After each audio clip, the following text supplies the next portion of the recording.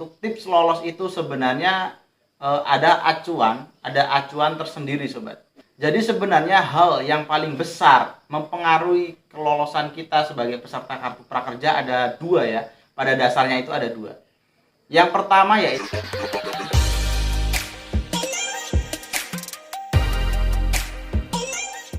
Assalamualaikum warahmatullahi wabarakatuh. Kembali lagi di channel saya, Hera Agustian. Oke sobat, pada kesempatan video kali ini saya akan masih membahas mengenai program kartu prakerja. Dikarenakan untuk program kartu prakerja di gelombang 11 baru saja update pembukaan. Dan pembukaan tersebut telah diumumkan oleh akun Instagram resmi dari prakerja.go.id. Nah, dari sini banyak sekali nih pertanyaan teman-teman, yaitu yang bagi teman-teman yang baru saja mendaftar ya prakerja, pasti ada beberapa pertanyaan yang akan muncul nih tentunya. Yang pertama yaitu apa arti dari evaluasi. Nah, maka bagi teman-teman yang baru saja daftar mungkin masih ada pertanyaan ya tentang apakah arti dari keterangan di samping ini. Selanjutnya yang kedua, adakah tips lolos untuk program kartu prakerja? Nah, baiklah sobat, di sini saya akan membahas, saya juga akan menjawab sesuai dengan pengalaman dari gelombang 1 sampai dengan gelombang 10.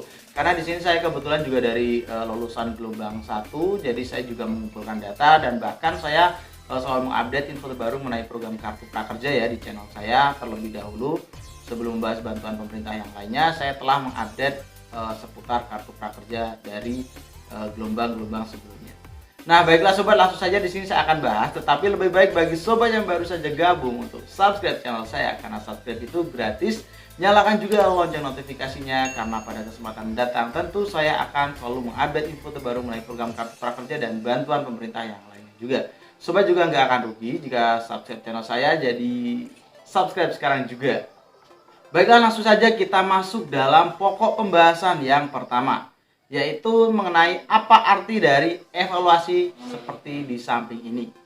Nah, jadi untuk evaluasi ya, bagi teman-teman yang belum tahu, evaluasi itu dimana kita menunggu proses selanjutnya dari prakerja. Saat kita mendaftar, kita telah selesai masuk ataupun gabung dalam gelombang, maka kita akan mendapatkan notifikasi bahwasanya kita sedang dievaluasi. Berarti kita hanya cukup menunggu saja dan kita tidak perlu melakukan hal apapun ya sobat. Karena nanti setelah evaluasi, selanjutnya kita akan secara otomatis masuk dalam seleksi gelombang. Nah, jadi nanti setelah evaluasi ini, maka akan ada yaitu namanya sedang diproses sobat. Jadi bagi teman-teman yang tanya, selanjutnya ngapain kak? Saya sudah masuk gelombang, terus ada notifikasi evaluasi seperti ini.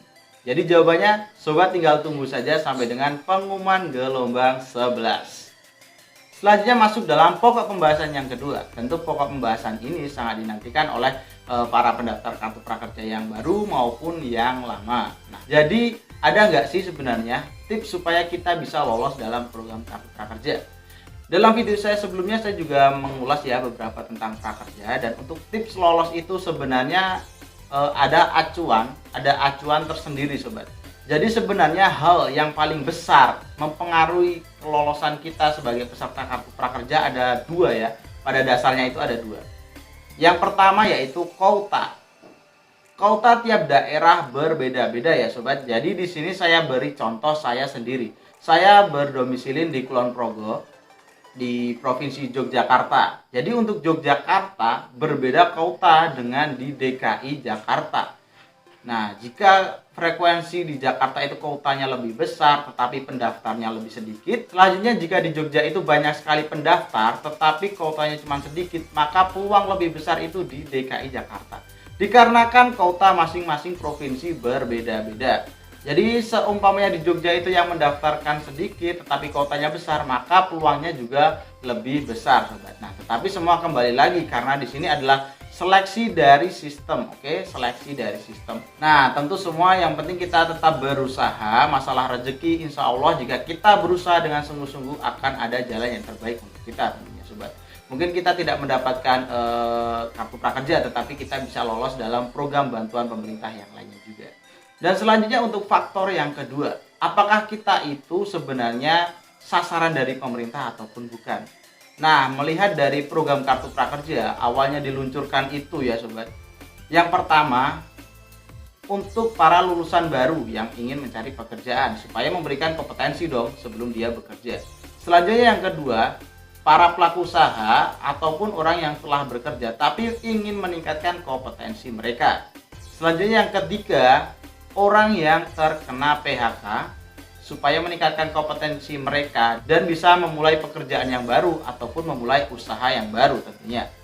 Jadi bagi sobat yang masih berstatus sekolah ataupun sobat itu sudah bekerja di instansi resmi seperti BUM ataupun BUMD, itu peluangnya sangat kecil. Bahkan mungkin itu bukan sasaran dari program Kartu Prakerja dan tidak akan mendapat program Kartu Prakerja tentunya.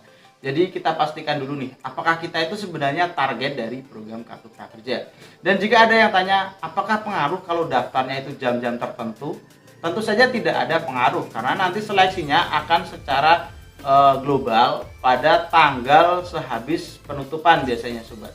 Tanggal penutupan itu bisa diseleksi ulang. Nah, selanjutnya ada lagi pertanyaan, apakah peluang orang yang daftar dari gelombang sebelumnya, katakanlah sekarang kan gelombang 11 nih, peluang dari orang yang mendaftar dari gelombang 5 apakah sama dengan orang yang baru saja mendaftar di gelombang 11? Jawabannya tentu sama saja sobat. Nah, akan tetapi dari Kartu Prakerja itu telah menginfokan bahwasanya orang yang tidak lolos 3 kali itu bisa membuat surat laporan ataupun surat keterangan tidak lolos selama 3 kali ya dalam program Kartu Prakerja dan dikirimkan ke email Prakerja. Nah, di situ kemungkinan besar, tapi di sini kita tidak tahu ya, tetapi dari pihak Prakerja itu adalah informasinya ya. Informasinya seperti itu, kemungkinan besar akan ada peluang lebih lah daripada yang tidak mengirimkan surat tersebut. Nah, sekian saja informasi dari saya ya sobat. Mudah-mudahan informasi ini bagi teman-teman yang baru saja daftar Kartu Prakerja ataupun teman-teman yang dari kemarin belum lolos prakerja, informasi ini dapat menjadikan informasi yang bermanfaat tentunya untuk teman-teman semua. Oke sobat, jangan lupa untuk subscribe channel saya, karena subscribe itu gratis. Nyalakan juga lonceng notifikasinya, karena pada kesempatan mendatang tentu saya akan selalu mengupdate info terbaru mengenai program Kartu Prakerja dan program bantuan pemerintah yang lainnya juga. Jika ada pertanyaan silahkan masukkan dalam kolom komentar ataupun kalian bisa DM ke Instagram saya, nanti saya masukkan linknya di bawah. Like video ini dan share pada teman-teman kalian supaya menjadikan informasi untuk teman-teman kalian yang lainnya juga. Saya akhiri, wassalamualaikum warahmatullahi wabarakatuh.